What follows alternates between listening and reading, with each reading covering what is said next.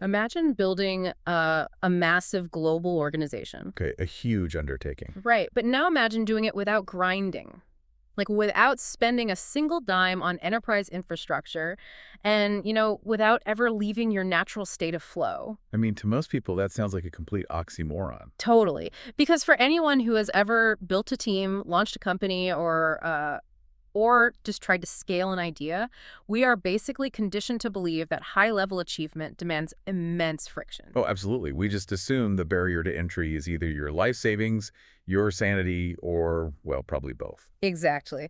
But today, we are completely dismantling that assumption. So welcome to today's deep dive. It's going to be a good one. Yeah, our mission today is to decode a highly provocative philosophy. It's outlined by John White in a message titled, The Majestic Blueprint, Forging Victory and Unleashing Genius. Which is quite a title. It really is. Yeah. And we are exploring the architectural mechanics of building what White calls a massive organization through something called the Victory with Ash platform. Yeah, we're really stepping away from the traditional, glorification of the struggle here. We're examining a framework built entirely on orchestrated flow. Right. It is a fundamental shift in how we perceive human potential and, honestly, organizational design as a whole. Which is exactly why this matters to you listening right now. Whether you are leading a massive enterprise, architecting a startup, or even just trying to strip the friction out of your own daily operations. Right, the daily grind. Exactly. This blueprint offers a radical departure from the norm. Okay, let's unpack this. John White introduces a core philosophical concept right out of the gate to describe the foundation of these organizations. Yeah, the concept of majestic splendor. Right, he uses the term majestic splendor. It sounds super lyrical, Right. but White applies it with almost mechanical precision. How so? Well, he defines majestic splendor not as an aesthetic or like a visual sight, but as a frequency. Wait, a frequency? Like a vibration? Exactly. It's an operational state. He paints this vivid picture of it being the shimmering crest of a wave just before it breaks into greatness. Oh, wow. I like that visual. Yeah, and within the Victory with Ash platform, operating on this specific frequency is the architectural cornerstone. Achieving it requires a highly deliberate rejection of the mundane. The shimmering crest of a wave. That implies inherent, unstoppable momentum. Right, because the energy is entirely natural. Exactly. It has been building beneath the surface, and it is simply arriving at its peak. Right. So to help visualize this transition away from the mundane, think about a traditional corporate hierarchy. Okay, standard corporate structure. Right. We usually build organizations like brick walls. Every employee, every department is a brick. Just static blocks. Yeah, you stack them up, you slap some mortar between them, which, let's be real, usually takes the form of middle management, endless check-ins, and mandatory alignment meetings. Ugh, the worst. Right. And the whole structure just sits there. It is completely static. It relies entirely on rigid pressure to stay up. If one section of the wall cracks, the structural integrity of the whole thing is compromised. Well, White argues that a true leader has to abandon that static model entirely. You literally cannot build a massive, agile organization out of bricks. So what's the alternative? The blueprint requires viewing the team as a living ecosystem of potential. Oh, an ecosystem. So instead of that lifeless brick wall, imagine a thriving coral reef. Oh, that's a perfect way to look at it. Right. In a reef, nothing is static. Right. Every single organism is interconnected through an intelligent natural design. The flow of nutrients, energy, and information moves seamlessly. Without needing a central manager to dictate every interaction. Exactly. Every single part feeds the whole, and the whole sustains every part. It adapts instantly to changes in the current. If we connect this to the bigger picture, reframing your operational model from a static wall to a living ecosystem changes the fundamental mechanics of execution. How does it change the execution, practically speaking? Well, in an ecosystem, you aren't forcing pieces to fit together through sheer willpower.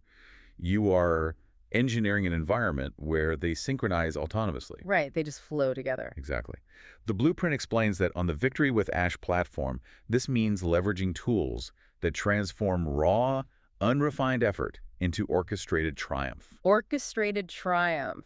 That suggests a hidden conductor, or rather, like an underlying systemic rhythm that everyone is tuned into. Yeah, and when you deploy the right infrastructure, and when data and communication flow like a symphony rather than a bottleneck, the psychological impact on the team is profound. I can imagine. White notes that every member literally feels the vibration of a shared, unstoppable victory.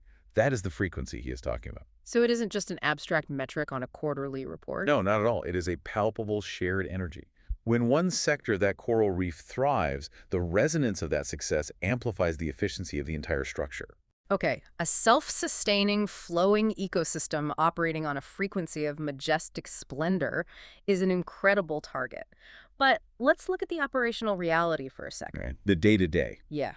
The daily grind always threatens to creep back in. Ecosystems can get polluted, emails pile up, logistics fracture, and suddenly you are back to managing the mortar between the bricks. It happens so easily.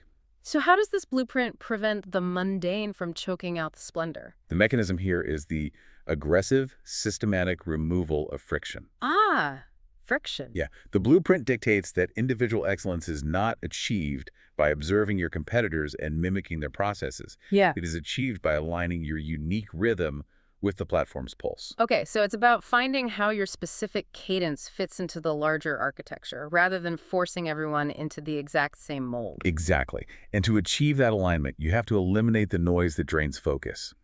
White states that excellence is a decision. A decision. Right. And on the Victory with Ash platform, that decision is met with a robust infrastructure designed to automate the ordinary. The entire point is to free the individual to operate purely in their zone of genius. Okay, here's where it gets really interesting, because I have to challenge this premise a bit. Oh, go for it. The blueprint talks about expanding the mind and unleashing pure genius. It defines pure genius as the sudden clarity that solves a problem before it fully forms, or like a creative spark that flips a massive setback into a strategic advantage. Right, that high-level visionary thinking. Yeah. And it claims that by replacing friction with flow, this level of pure genius becomes an expectation, not a rare anomaly. It does. But does simply automating calendar invites and data entry magically transform a competent worker into an absolute visionary? Or is the argument here that the visionary was always present, just buried alive under mundane administrative debris? Oh, it is absolutely the latter. And the underlying psychology here is critical to understanding the platform's value. Okay, break that down for us. The blueprint does not suggest that software injects brilliance into an empty vessel. It operates on the principle of cognitive load. Human mental bandwidth is a strictly finite resource. Right, we only have so much brain power per day. Exactly. If an entrepreneur or a team leader is spending 80% of their daily cognitive energy fighting operational friction like wrestling with clunky software integrations, manually verifying data, or pushing communication through broken channels. The dizzy work. Right. Then they only have 20% of their brain left for strategic, creative problem solving. I mean, you're entirely reactive at that point. You are just fighting the fires directly in front of you. But when an elegant infrastructure absorbs the ordinary, that cognitive load drops to near zero. Wow. So the mental energy that was being bled dry, just keeping the lights on, is suddenly reallocated? Instantly. And when that friction vanishes, the human mind naturally expands to fill that newly available bandwidth. You are no longer distracted by the immediate mundane chaos. So your prefrontal cortex actually has the space to look ahead. This is exactly why White defines pure genius as solving a problem before it forms. That makes a lot of sense. You can only anticipate a supply chain disruption or a market shift when you aren't actively drowning in today's unread emails. Precisely. The blueprint observes that when this shift occurs, people who previously doubted their own capacities begin to architect solutions that astonish even themselves. The genius is not manufactured, it is liberated. It is the difference between trying to compose a masterpiece symphony while simultaneously doing your taxes and fixing a leaky pipe in the ceiling. Good luck with that. Right. You can't reach that creative spark because your brain is hijacked by survival mode. But if the plumbing is flawless and the taxes are automated... The silence allows you to finally hear the music. Exactly. And that is the core utility of Ashmufare's infrastructure. It doesn't really execute tasks. It engineers the psychological safety and the mental white space required for a person's natural excellence to surface and thrive. Well, that theoretical framework of flow is super compelling, but let's pressure test it against real-world constraints, because theory often falls apart when it hits people who lack baseline resources. Sure, it's a fair point. Like, if this relies on zero friction, does it hold up for someone who literally has no time to learn a complex new ecosystem? Well, the blueprint addresses that exact reality by providing highly specific case studies. These aren't abstract corporate entities. They are everyday people interacting with this intelligent design. Okay, consider the first scenario, white outlines. A single parent. Right, a classic example of someone stretched thin. A single parent is fundamentally time-starved. They cannot rely on the traditional hustle culture model of working 20-hour days to build an organization. No, it's just not physically possible. Yet the blueprint states this individual discovers they can lead a sales force of hundreds. And they do it not through sheer grit, but through elegant systems. Because the system acts as a force multiplier. For someone with severely limited time, the platform absorbs the operational friction, the follow-ups, the tracking, the organizational maintenance. It does the heavy lifting. Yeah, it allows their precious, focused hours to be spent entirely on high-value leadership and strategic direction. Okay, so that solves the constraint of time. But what about the constraints of personality or natural disposition? We typically force people to adopt a very specific, aggressive persona to succeed in business. White brings up the example of an introvert. Which completely inverts the standard corporate playbook. Usually, an introvert is told they must transform into a loud, relentless networker to build an empire. Right, fake it till you make it. Exactly. They have to fight their own nature, which is a massive source of internal friction. But within an ecosystem that automates the forced interactions and relies on seamless communication channels, the introvert doesn't have to put on a mask. Oh, that's interesting. Their natural analytical strength, their specific rhythm, becomes the driving engine of a logistics empire. They align their rhythm rather than copying the extrovert's rhythm. That's powerful. And then there is the constraint of execution. White mentions a dreamer. Yes, someone with boundless vision. Right, but perhaps a lack of practical grounding mechanics. The blueprint details how the platform's educational infrastructure bridges that gap, allowing the dreamer to turn abstract concepts into verifiable reality. It gives them the tools to build it. Think about the self-imposed limitations you might be carrying right now as you listen to this. The belief that you are too introverted, too scattered, or too time-poor to scale a massive vision. We all have those blocks. This intelligent design treats those perceived weaknesses not as liabilities, but as the raw fuel for building empires, provided they are placed in the right environment. What's fascinating here is how these transformations force a redefinition of success itself. The blueprint doesn't measure their achievement merely by capital gained or quarterly growth. It uses a very specific verb. What verb? It says these individuals don't just succeed, they radiate. Radiate. That suggests an internal shift that becomes entirely visible to the outside world. In a profound physiological and psychological change. Their lives become the verifiable proof of what happens when human potential intersects with intelligent design. So they literally carry themselves differently. The blueprint notes that they walk taller, they give more freely, and they naturally inspire the next wave of entrepreneurs. Success in this frictionless ecosystem isn't about hoarding resources out of a scarcity mindset. Right, it's not a zero-sum game. No, it is an emanation of deep capability. It proves that when you place people in an architecture that supports rather than drains them, you fundamentally alter their behavioral output. They move from survival mode to becoming architects of their own reality. Okay, so if these individuals are radiating success, effortlessly scaling logistics empires, and operating in a state of pure genius, Yeah. what is the ultimate destination? That is the million-dollar question. Because we are culturally obsessed with the finish line, but the blueprint flips the very concept of victory completely upside down. It argues that building with majestic splendor means making the process itself beautiful and celebrating every win along the way. Yes, exactly. And then White drops this defining principle. Victory isn't the destination, it's the atmosphere. It's the atmosphere. So what does this all mean? Let's break that down. Think about how we usually visualize success. We picture a mountain climber. Oh yeah, the ultimate symbol of conquering the elements through sheer force of will. We treat victory as the peak of the mountain. You spend years in the grind, scraping your knees, fighting the freezing winds, enduring massive friction. Just suffering to get to the top. Right. Finally, you reach the summit, you plant your flag, you have your victory. But there is a fatal flaw with the mountain peak. What's that? It is uninhabitable. Oh, wow. Yeah. The air is thin, the environment is hostile, and you are entirely isolated. You experience a fleeting moment of triumph, and then you are forced to climb all the way back down just to find another mountain to conquer. That is what happens when victory is a destination. But if victory is the atmosphere, Exactly. The entire paradigm shifts. It is no longer a brutal pinpoint on a map. It is the oxygen you are breathing the entire time. I love that analogy. If the ecosystem is healthy, if the infrastructure is elegant and the friction is neutralized, you are living inside of victory every single day. The operational process itself becomes the reward. And redefining victory as an atmosphere leads directly into the final and undoubtedly most disruptive revelation of the blueprint, Oh, right. the paradox. Yes. White states that within the Victory with Ash platform, this atmosphere of victory is yours to use at absolutely no monetary cost. Wait, what? Exactly. And he concludes by asking the reader a direct, challenging question. Is that an oxymoron?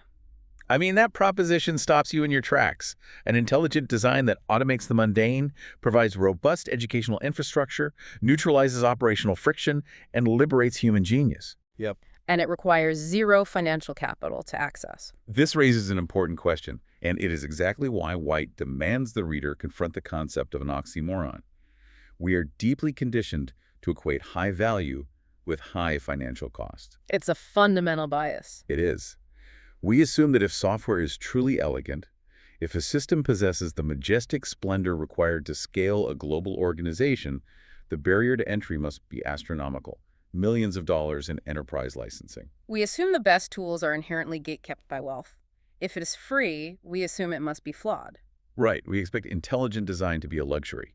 So when the blueprint claims that this ultimate atmosphere of victory is accessible without monetary friction, it triggers massive cognitive dissonance. It feels contradictory. It does. How can the most sophisticated ecosystem be entirely ungatekept? But that is the ultimate architectural triumph of the platform. It operates on the philosophy that true human potential should never be trapped behind a paywall. That's incredible. By eliminating the financial friction, the platform ensures that the only true barrier to entry is the internal decision we discussed earlier. The personal choice to align your unique rhythm and step into your zone of genius. Precisely. Wow. It is a total democratization of intelligent design. It levels the playing field so entirely that the time-starved single parent, the analytical introvert, and the visionary dreamer are no longer stopped at the gates simply because they lack the capital of a Fortune 500 company. No, the elegant systems are already built and waiting for them to plug in. The true splendor isn't just found in the technical efficiency of the tools. The splendor is the radical, unrestricted accessibility of the ecosystem itself. Absolutely. We have covered incredible ground today unpacking John White's philosophy. We started by defining majestic splendor not as a visual, but as an operational frequency, the shimmering crest of momentum. Right. We dismantled the old model of rigid, static brick walls in favor of dynamic, living ecosystems where every part sustains the whole. And we examine the neurological and operational mechanics of friction, understanding that automating the mundane isn't a mere convenience. It's a necessity. It is the mechanism that drops cognitive load to zero, liberating the mind to anticipate problems and operate in a state of pure genius. We explored how Ash Mufare's infrastructure acts as a force multiplier in the real world, turning perceived constraints like lack of time or an introverted nature into the very engines that drive massive organizations. Beautifully said. And finally, we completely reframed victory. We stripped away the grueling mountain climb, realizing that victory can be a continuous atmosphere, democratized and stripped of all monetary barriers. It is a framework that forces us to abandon our deepest assumptions about the necessity of struggle, the nature of leadership, and the limits of human capability. So, to you listening right now, the challenge is to audit your own ecosystem. Where is the operational friction that is currently bleeding your cognitive bandwidth dry? What are the mundane, repetitive tasks suffocating your unique rhythm? Ask yourself those questions. Because the pure genius required to scale your vision is already inside you. You simply need to architect the systems that give it the space to breathe. And I will leave you with a final, broader implication to consider. If an environment of pure flow, zero operational friction, and infinite structural support actually existed in your life right now, and it cost you absolutely nothing to access, how would it fundamentally rewire your core motivations? That's a huge question. Without the traditional financial barriers or the daily grind that we so often use to measure our own worth, would our achievements feel less meaningful? Or would we, completely freed from the gravity of the mundane, rapidly evolve to tackle entirely new, previously unimaginable challenges that our current friction prevents us from even seeing? A profound paradigm shift to walk away with. Thank you for joining us on this deep dive. Keep questioning the friction, keep exploring the flow, and we will catch you next time.